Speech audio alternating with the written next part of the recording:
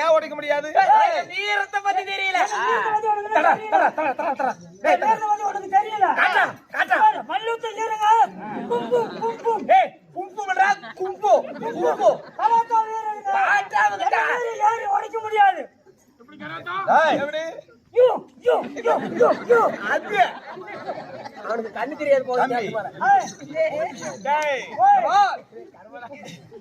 இந்த ஏரிக்கரைய உடைக்க அனுமதிக்க முடியாது. அனுமதிக்க முடியாது. சம்மதம் வேணும். ஆமா, எங்க மகாராணி இளவேணியுடைய கையொப்பம் இருந்தால் மட்டுமே இந்த ஏரியை உடைக்க முடியும்.